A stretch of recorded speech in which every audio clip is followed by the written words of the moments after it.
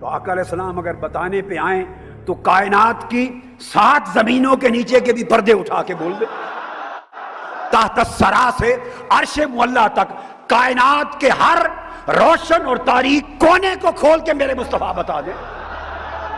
اور 5 چیزوں کا علم تو اللہ نے کسی کو دیا ہی نہیں ہے۔ مفاتیح الغیب 5، غیب کی کنجیاں 5 ہیں، لا یعلمہن الا اللہ، اللہ کے سوا کوئی نہیں جانتا۔ اور اسی کے اندر وہ آیت آتی ہے ان اللہ عندہ علم الساعہ۔ اگر آپ صرف بخاری مسلم کو مانتے ہیں تو میں بخاری مسلم بتاتا ہوں۔ بخاری مسلم میں متفق اہل حدیث، آقا نے فرمایا سلونی اما شئتم، آؤ جو چاہو مجھ سے پوچھ لو۔ ایک شخص اٹھا، اس کو لوگ تانا دیتے تھے، تو حضور میرے باپ کا اصل باپ کا نام کیا ہے؟ یہ تو سارا علم غیب کا مسئلہ ہے، اب یہ تو اللہ جانتا ہے۔ آقا علیہ السلام کا کام تھا، فرما دیتے نا، اگر اس پر یہ علم نہ ہوتا غیب کا تو فرماتے بھی عقل سے کام لے، تو کس کا نطفہ ہے یہ تو اللہ کو علم ہے، میں یہ باتیں تھوڑی کہہ رہا ہوں۔ نہیں، اس نے پوچھا میرا باپ کون ہے؟ آقا نے فرمایا ابو کا حذافہ، جاؤ تیرے باپ کا نام حذافہ ہے۔ اب ایک دوسرا شخص کھڑا ہو گیا، اس نے کہا آج دریائے علم مصطفیٰ جوش میں ہے، میں بھی مسئلہ حل کرا لوں۔ اس نے پوچھا آقا حضور بتائیں میرے باپ کا نام کون ہے، میں کس کا نطفہ ہوں؟ اور نام بتا دیا، ابو کا سالم مولا شیبہ۔ ایک موقع ایک اور شخص کھڑا ہو گیا، آقا نے فرمایا، اس نے کہا میں اپنا مسئلہ حل کرا لوں۔ عرض کی یا رسول اللہ مرنے کے بعد میں کہاں جاؤں گا، دوزخ میں یا جنت نے؟ پہلے 2 نے پچھلی بات پوچھی، اس نے اگلی پوچھی، اس سے ایک بات طے ہو گئی، ہر شخص کا عقیدہ تھا کہ مصطفیٰ سب کچھ جانتے ہیں۔ اب یہ حدیث میں نے آپ کو بتا دی علم مصطفیٰ پر، بخاری مسلم، اس کو مانتے ہیں؟ جب بخاری مسلم پہ آ گئے تو آپ اس کو بھی نہیں مانتے۔ وعلیکم السلام ورحمۃ اللہ وبرکاتہ۔ اللہ کو جزائے خیر دے، اللہ خوش و خرم رکھے۔ جیسے کہ صحیح بخاری کی حدیث پیش کی گئی ہے، جو پوچھنا ہے پوچھ لو، یا آپ صلی اللہ علیہ وسلم نے غیب کی بہت ساری باتیں بتلائیں۔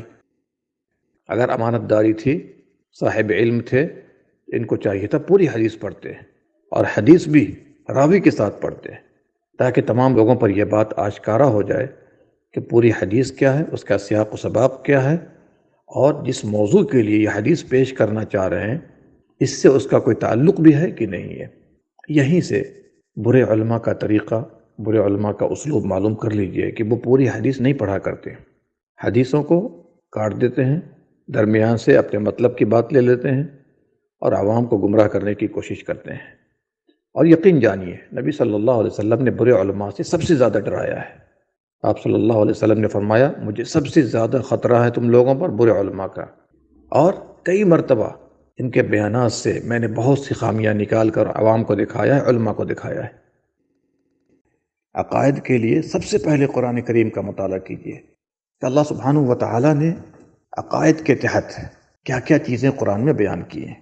چونکہ قرآن کی آیات محکم ہے، اس باب میں کسی بھی آیت میں اللہ سبحانہ و تعالیٰ نے، یاد رکھیے گا میرے لفظ کو، علم غیب کو اپنے علاوہ نبی صلی اللہ علیہ وسلم کے لیے یا کسی نبی کے لیے ثابت نہیں کیا ہے، جی کسی کے لیے بھی ثابت نہیں کیا ہے۔ اور درجنوں آیات ہیں قرآن کے اندر جس میں علم غیب کو اللہ کے لیے ثابت کیا گیا ہے۔ ان میں سے سورہ نمل آیت نمبر 65، قُل لَا يَعْلَمُ مَن فِي السَّمَاوَاتِ وَالْأَرْضِ الْغَيْبَ إِلَّا اللَّهُ، آپ کہہ دیجئے، نبی صلی اللہ علیہ وسلم سے ہی کہلوایا جا رہا ہے کہ آسمانوں میں اور زمین میں غیب کا علم اللہ کے سوا کسی کو نہیں ہے۔ اپنے نبی سے کہلوایا جا رہا ہے، آپ کہیے۔ تو جب نبی سے کہلوایا جا رہا ہے علم غیب اللہ کے سوا کسی کو نہیں ہے، تو جب نبی سے کہلوایا جا رہا ہے اس کا مطلب یہ ہے کہ نبی کو بھی نہیں ہے، جی، ورنہ کہہ دیا جاتا کہ میرے لیے بھی ہے اور آپ کے لیے بھی ہے۔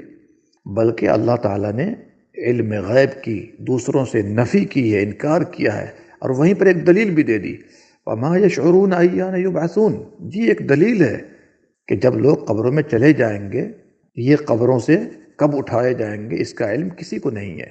صحیح حدیث کے اندر یہ بات موجود ہے کہ سب سے پہلے ہمارے نبی اٹھیں گے قبر سے، لیکن یہ نہیں ہے کہ کب اٹھیں گے، اور دلائل بہت زیادہ ہیں۔ سورہ انعام کے اندر ہے وَلَا عَالَمُ الْغَيْبِ، آپ کہہ دیجئے میں غیب نہیں جانتا۔ سورہ اعراف کے اندر ہے وَلَوْ كُنْتُ عَالَمُ الْغَيْبِ، اگر میں غیب جانتا ہوتا تو ہر طرح کی خیر کی کثرت ہوتی ہے، کبھی مجھے کوئی تکلیف نہیں پہنچتی، جبکہ آپ کو تکلیف بھی پہنچی ہے، دندان مبارک بھی شہید ہوئے، زخم بھی کھائے، تو اس طریقے سے دیکھیے اور بھی دلائل ہیں قرآن کے اندر. جب نوح علیہ السلام کا واقعہ بیان کیا اللہ سبحانہ و تعالیٰ نے سورہ ہود میں، تو کیا کہا؟ تلک من انباء الغیب، یہ غیب کی خبریں ہیں. ما کنت تعلمها انت، آپ نہیں جانتے تھے اسے، ولا قومک، نہ آپ کی قوم جانتی تھی. کیا پتہ چلا کہ آپ بھی نہیں جانتے ہیں اور آپ کی قوم بھی نہیں جانتی ہے. اس طرح کے دلائل بہت ہیں. صحیح حدیث کے اندر وارد ہے، جب بچیاں دف بجا رہی تھی شہداء احد پر، شہداء بدر کے اوپر، تو اس کے بعد انہوں نے ایک جملہ کہا بچیوں نے، وفینا نبی، ہم میں ایک نبی ہیں، یعلم ما فی غد، جو کل کی بات جانتے ہیں. تو نبی صلی اللہ علیہ وسلم نے فرمایا اسے چھوڑ دو، اس کے علاوہ جو کہہ رہی تھی وہ کہو. اور ایک روایت میں ہے کہ کل کی بات کو اللہ کے سوا کوئی نہیں جانتا. کیا پتہ چلا کہ علم غیب اللہ کے سوا کسی کو نہیں معلوم ہے. اب بعض لوگ کہہ دیتے ہیں جی بعض آیات ہیں وما هو علی الغیب بضنین، آپ غیب بتانے پر بخیل نہیں ہیں. تو میرے بھائی، جنت کی بات ہو، جہنم کی بات ہو، قیامت کی بات ہو، امم ماضیہ کی بات ہو، انبیاء سابقین کی بات ہو، یہ سب غیب ہے نا.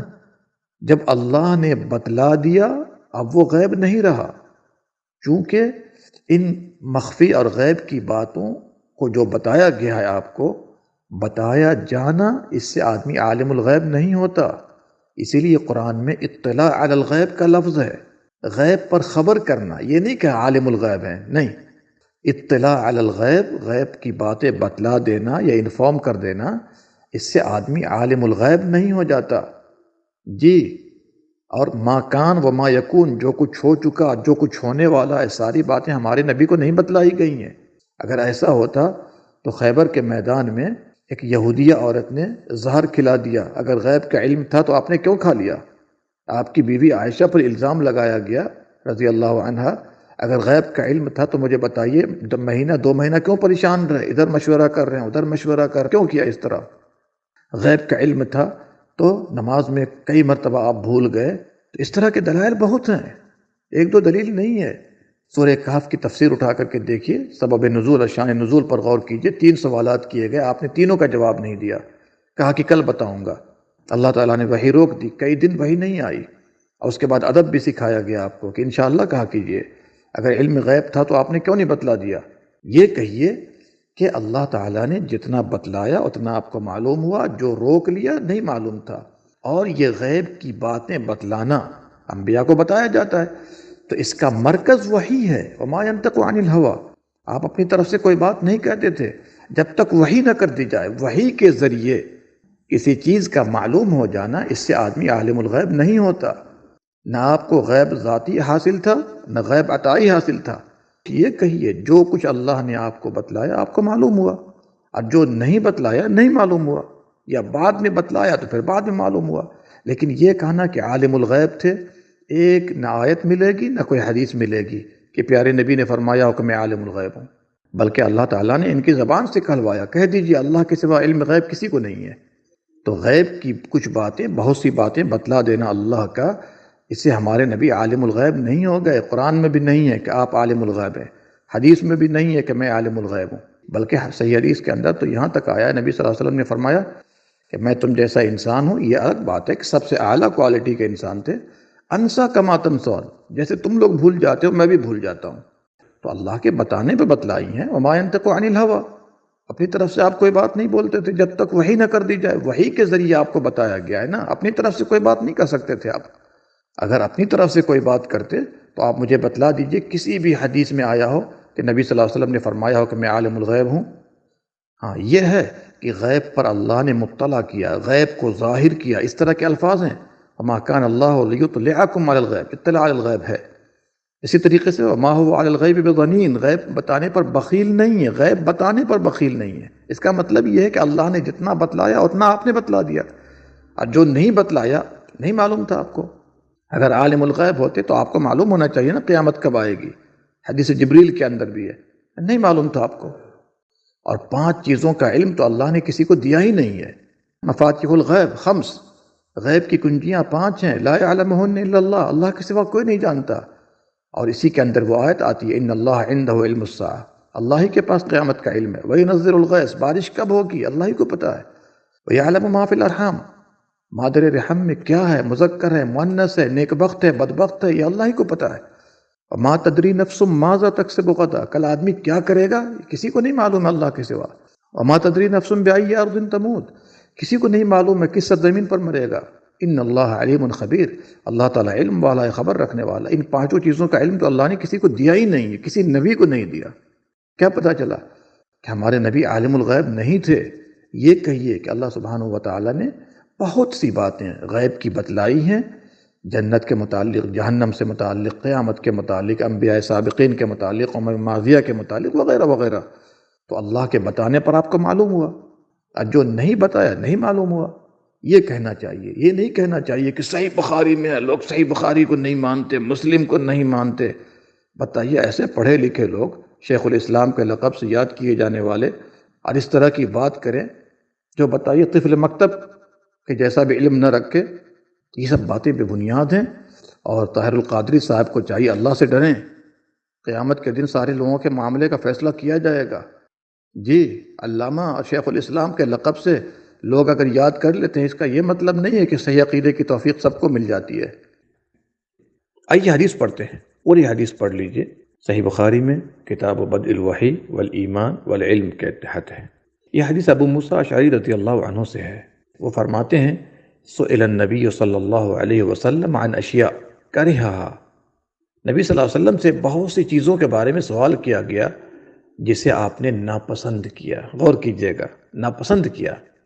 فلما اکثر علیہ غضب، جب زیادہ ایسے سوالات ہونے لگے جو آپ کو ناپسند تھے، جس کا جواب دینا دینی یا دنیاوی دونوں ناحیے سے اس کی کوئی حاجت نہیں تھی، غضب، آپ غضبناک ہو گئے، غصے میں آ گئے. اس کا مطلب یہ ہے کہ ایسے ایسے سوالات جس سے نہ دین کا فائدہ ہو نہ دنیا کا فائدہ ہو، اسی سے نبی صلی اللہ علیہ وسلم نے خود منع کیا ہے. آپ نے فرمایا ان اللہ کرہ لکم قیل وقال وکثرت السؤال، کثرت سوال سے اللہ تعالیٰ ناپسند ہوتا ہے، اللہ کو ناپسند ہے، اللہ تعالیٰ ناراض ہوتا ہے. اسی لیے آپ غصے میں آ گئے. پھر غصے میں کہا سلونی عما شئتم، جو چاہو پوچھ لو. غصے میں کہا. کیا پتہ چلا کہ غصے میں آنے کے بعد کہا ٹھیک ہے، جن جن چیزوں کے بارے میں تمہارے دل میں شک ہے، ذہن میں شک ہے، اس کے بارے میں تم پوچھ لو. اور میں پہلے بتا چکا ہوں کہ پیارے نبی صلی اللہ علیہ وسلم اپنی طرف سے کوئی بات نہیں کہتے تھے، بلکہ طاہر القادری صاحب کو چاہیے تھا کہ قرآن کا مطالعہ کرے. ان کے پاس ادارہ منہاج القرآن ہے، تو قرآن نہیں پڑھتے. سورہ نجم کی آیت ہے، 3 4 نمبر آیت ہے، وما ينطق عن الهوى، آپ اپنی طرف سے کوئی بات نہیں کہتے تھے، اپنی خواہشات سے کوئی بات نہیں کہتے تھے. ان هو الا وحی یوحی، جب تک وحی نہ کر دی جائے. ظاہر سی بات ہے جو سوالات ہو رہے ہیں اس کا تعلق مخفی چیزوں کے ساتھ ہے، غیب کے ساتھ ہے. اور اللہ سبحانہ و تعالیٰ خود فرماتا ہے کہ وہ وحی ہے جس کے ذریعے آپ لوگوں کو بتاتے ہیں. جنت ہو، جہنم ہو، قیامت ہو، انبیاء سابقین ہو، امم ماضیاں ہوں، وغیرہ وغیرہ. اور یہاں تک کہ ٹھیک ہے کسی کے حسب و نسب کے بارے میں بھی بتانا، یہ بھی اس کا تعلق غیب کے ساتھ ہے. اس کا مرکز کیا ہے؟ وما ينطق عن الهوى، آپ اپنی طرف سے کوئی بات نہیں کہتے تھے. ان هو الا وحی یوحی، جب تک وحی نہ کر دی جائے. یہ آیت پہنچا دیجئے طاہر القادری صاحب کو، شاید انہوں نے نہ پڑھا ہو، نہ سمجھا ہو اس کو. اگر یہ آیت پڑھ لیں تو ان کے باطل عقائد کے کاٹنے کے لیے اور جڑ سے ختم کرنے کے لیے کافی ہے کہ کچھ بھی ایسی بات جس کا تعلق غیب کے ساتھ ہو، جب تک اللہ نہیں بتاتا نبی صلی اللہ علیہ وسلم نہیں جان پاتے. جیسے کہ ہم نے اس سے پہلے واضح کر دیا ہے. اور جہاں پہ ضرورت ہوتی، مناسب ہوتا، اللہ سبحانہ و تعالیٰ بذریعہ وحی آپ کو بتلا دیتا. 2 سوالات ہوئے، غور کیجئے گا. ایک نے کہا میرے باپ کون ہے؟ کہا تمہارا باپ حذیفہ ہے. دوسرے کھڑے ہوئے، کہا میرا باپ کون ہے اللہ کے نبی صلی اللہ علیہ وسلم؟ فرمایا ابو کا سالم مولا شیبہ، تمہارا باپ سالم ہے. کیا پتہ چلا؟ دونوں چیزوں کا جواب پیارے نبی صلی اللہ علیہ وسلم نے وحی کے ذریعے دیا. اور سورہ مائدہ کی آیت ہے یا ایھا الذین آمنوا لا تسألوا، جب بے جا اب بے تکے سوالات صحابہ نے شروع کر دیا تو اللہ نے الٹیمیٹم دے دیا، تنبیہ کر دی. لا تسألوا عن اشیاء، ایسی چیزوں کے بارے میں سوال نہ کیا کرو. ان تبد لکم تسؤکم، اگر وہ باتیں ظاہر کر دی جائیں گی تمہیں بری لگیں گی. جی قرآن نازل ہو رہا ہے، وحی کا سلسلہ ہے، بار بار وحی آ رہی ہے، معاملات کو حل کرنے کے لیے اللہ تعالیٰ وحی بھیج رہا ہے. وَإِن تَسْأَلُوا عَنْهَا حِينَ يُنَزَّلُ الْقُرْآنُ، ابھی تم لوگ سوال کرتے ہو ایسی ایسی چیزوں کے بارے میں جو تم کو بری لگیں گی، ابھی قرآن نازل ہو رہا ہے لہٰذا ظاہر کر دی جائیں گی، تم کو بری لگیں گی. ایسی چیزوں کے بارے میں سوال نہ کیا کرو. عف اللہ عنہ، اللہ نے ایسی چیزوں کو معاف کر دیا تم لوگوں سے، واللہ غفور حلیم، اللہ بخشنے والا ہے، بڑا بردبار ہے۔ اور یہ بیجا بے تکے سوالات جب لوگوں نے شروع کیا، عمر فاروق رضی اللہ عنہ وہیں تھے، اسی حدیث کے اندر ہے، یہ حدیث پوری نہیں پڑھتے یہ لوگ، خائن ہے۔ فلما رأى عمر، اسی حدیث کے اندر ہے، جب عمر رضی اللہ عنہ نے دیکھا ما فی وجہ ہی، آپ کے چہرے میں غصے کے آثار ہیں بے تکے سوالات کی بنا پر، تو انہوں نے کہا یا رسول اللہ، اے اللہ کے نبی صلی اللہ علیہ وسلم، انا نتوب الی اللہ عز وجل، ہم لوگ اللہ سے توبہ کرتے ہیں۔ اسی حدیث سے ایک بات یہ بھی سمجھ میں آتی ہے کہ عمر رضی اللہ عنہ کی فراست، ان کی عقل مندی، ان کی حکمت، ان کی ذہانت، داد دیجئے کہ نبی صلی اللہ علیہ وسلم کے چہرے میں غصے کے آثار دیکھا تو کہا کہ ہم لوگ اللہ سے توبہ کرتے ہیں۔ اور امام بخاری نے اس کو باب بدء الوحی کے اندر پیش کیا ہے کہ یہ جو علم نبی صلی اللہ علیہ وسلم نے دیا ہے اس کا مرکز وحی ہے۔ اب بتائیے امام بخاری کے فقاہت دیکھیے کہ باب بدء الوحی کے اندر والایمان والعلم کے اندر اس کو پیش کیا کہ یہ جو علم ہے اس کا مرکز وحی ہے۔ اور یہی وجہ ہے نا کہ عام طور پر دیکھیے گا طاہر القادری صاحب ہو یا ان کے ماننے والے جتنے بھی ہوتے ہیں، یہ لوگ حدیثوں کو سمجھ بوجھ کر نہیں پڑھتے اور نہ پڑھاتے ہیں، یہ دورہ حدیث ہے، بلکہ ان کے مدارس میں بھی عام طور پر احادیث کی تعلیم نہیں ہوتی ہے۔ اسی بنا پر ان مدارس اور ان اداروں سے فارغ ہونے والوں کے پاس حدیث کی سمجھ نہیں ہوتی۔ اس کے علاوہ علامہ ابن عثیمین رحمہ اللہ نے ایک اور جواب دیا ہے، جواب بہت معقول ہے۔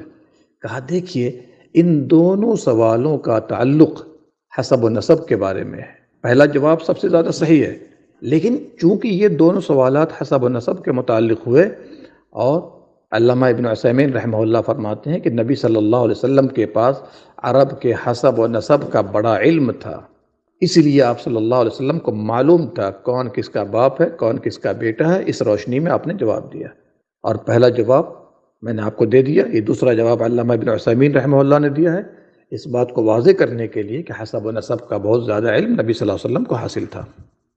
پتہ یہ چلا کہ طاہر القادری صاحب نے اس حدیث کو غیر محل، غیر مناسب انداز میں استعمال کیا ہے، اور قیامت کے دن اللہ سبحانہ و تعالی خیانتوں کے بارے میں ضرور سوال کرے گا، اور چونکہ ایک امت کو انہوں نے گمراہ کیا ہے، ایک بڑے طبقے کو انہوں نے گمراہ کیا ہے، اللہ سبحانہ و تعالی یہ جس کے لائق ہے ویسے ہی معاملہ کر اللہ سبحانہ و تعالی ہم سب کو قرآن و سنت کو سمجھنے کی توفیق دے اور منہج سلف کی روشنی میں سمجھنے والا بنائے۔ اللہ ہم سب کو سیدھے راستے کی توفیق دے، صحیح عقائد پر گامزن فرمائے، اور اللہ تعالی اہل بدعت و شرک سے محفوظ رکھے، اور اللہ سبحانہ و تعالی ایسے لوگوں کے شر سے پوری امت کو بچائے، آمین یا رب العالمین۔